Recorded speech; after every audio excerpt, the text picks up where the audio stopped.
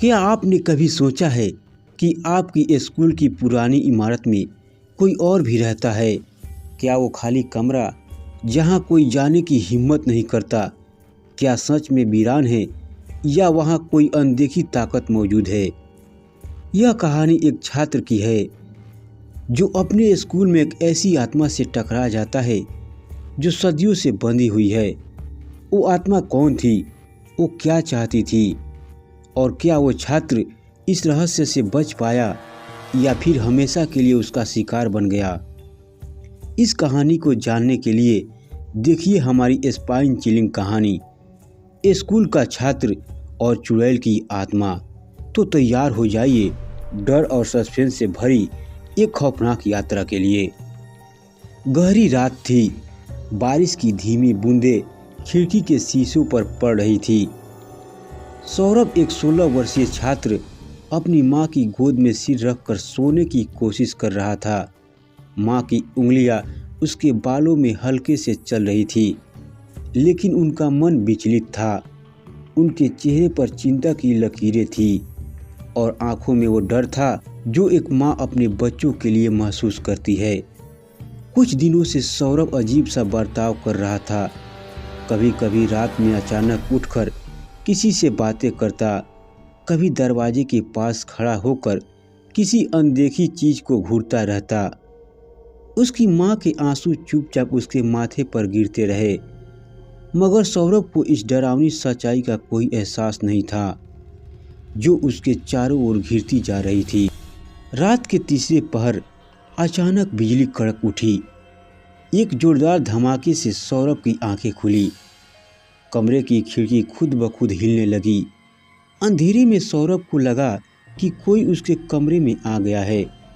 उसने धीरे धीरे अपनी गर्दन घुमाई और देखा एक सफ़ेद साड़ी में लिपटी एक काली छाया जो उसके दरवाजे के पास खड़ी थी। उसके लटकते हुए बाल, उल्टी मुड़ी गर्दन और सफ़ेद पथराई आंखें। वह कुछ कहना चाह रहा था, लेकिन उसकी आवाज़ जैसे गले में ही घुट गई। तभी वह छाया तेजी से उसकी ओर बढ़ी और सौरभ के मुंह से एक चीख निकलने ही वाली थी, लेकिन ठीक उसी समय पूरे कमरे में घनाघोर अंधेरा छा गया। अगली सुबह सौरभ की माँ ने जब दरवाज़ा खोला तो वह दृश्य देख उनकी चीख निकल गई। सौरभ कमरे के कोने में बैठा कांप रहा था। उसके चेहरे पर गहरे नाखूनों के निशान थे। उसकी आंखें सूजी हुई थी और होंठ फटे हुए थे। उसकी माँ दौड़कर उसे गले से लगा लिया, मगर वह पूरी तरह जड़ हो चुका था। उसकी आंखों से लगातार आंसू गिर रहे थे और वह कुछ बोलने की कोशिश कर रहा था। माँ, वो फिर आएगी, मुझे बचा लो माँ, प्लीज। उसकी कपकपाती आवाज़ किसी के भी दिल को चीरने के लिए काफ़ी थी। उसकी माँ रोते हुए भगवान से प्रार्थना करने लगी, लेकिन शायद अब बहुत देर हो चुकी थी। रात होते ही एक बार फिर सौरभ के कमरे में अजीब घटनाएं होने लगी। कमरे की दीवारों पर खून जैसा लाल निशान उभरने लगा। अचानक सौरभ के शरीर ने अजीब हरकतें करनी शुरू कर दी। उसकी आंखें सफ़ेद हो गई और उसकी हड्डियां खड़खड़ाने लगी। उसकी माँ घबराकर उसे पकड़ने दौड़ी, लेकिन तभी सौरभ की आवाज़ बदल गई। एक भयानक, गहरी और खौफनाक आवाज़ में सौरभ बोला, अब यह मेरा है, इसे कोई नहीं बचा सकता।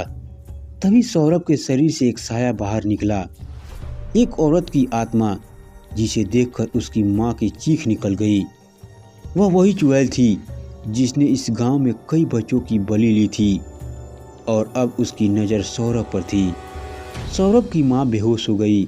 सुबह जब उन्होंने आंखें खोली तो सौरभ गायब था।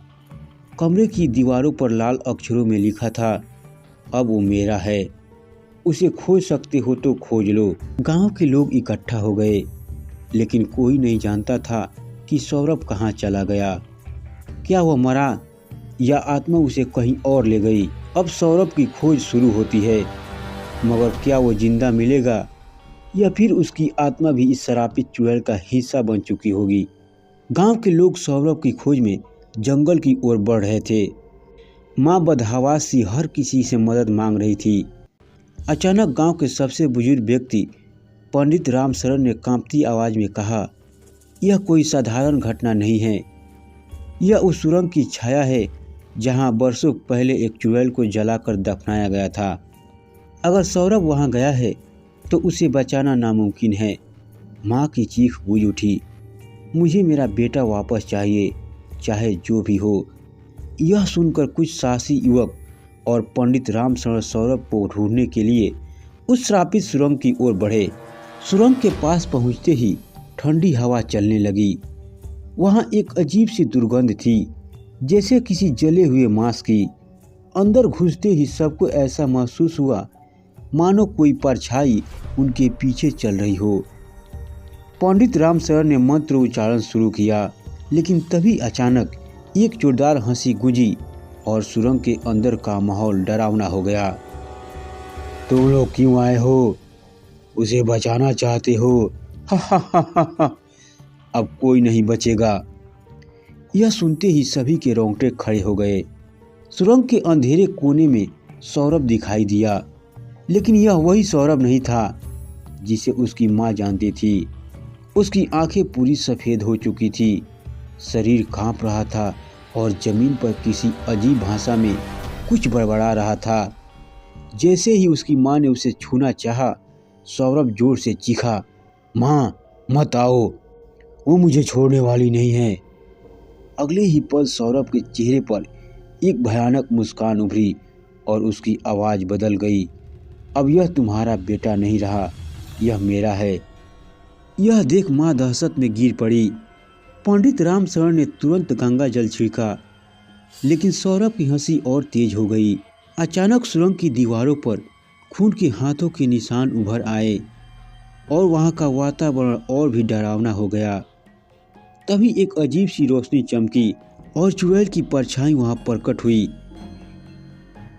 उसकी लाल चमकती आंखें और भयंकर चेहरा देखकर सभी डर के मारे पीछे हट गए। तुम्हें क्या लगता है इसे मुझसे बचा पाओगे? चुड़ैल जोर से चीखी और हवा में उठने लगी। सौरभ की माँ हिम्मत जुटाकर आगे बढ़ी और रोते हुए बोली, तू जो भी है मेरे बेटे को छोड़ दे। चुड़ैल हंसी और बोली, अगर इसे वापस चाहती हो तो अगली पूर्णिमा की रात यहाँ आना, वो भी अकेले। इतना कहकर चुड़ैल गायब हो गई और सौरभ जमीन पर बेहोश गिर पड़ा। गांव के लोग घबराए हुए थे। अब सवाल यह था कि क्या माँ अगली पूर्णिमा की रात अकेले उस श्रापित सुरंग में जाएगी, और अगर गई तो क्या वह सौरभ को वापस लाएगी? सौरभ की माँ ने फैसला कर लिया था। गांव वालों के माना करने के बावजूद वह अकेले उस श्रापित सुरंग में जाने के लिए तैयार हो गई। पूर्णिमा की रात जब पूरा गांव अंधेरे में सिमटा हुआ था, वह कांपते पैरों से सुरंग की ओर बढ़ी। उनकी आंखों में डर के साथ साथ बेटे को बचाने की उम्मीद थी। जैसे ही उन्होंने सुरंग के भीतर कदम रखा, चारों ओर घना कोहरा छा गया। दूर से वही डरावनी हंसी गूंजने लगी, हा हा हा हा, आ गई अपने बेटे को लेने। अचानक सुरंग के अंदर जलती हुई मसाले प्रकट हो गई और दीवारों पर अजीब आकृतियां नाचने लगी। तभी चुड़ैल सामने से आई।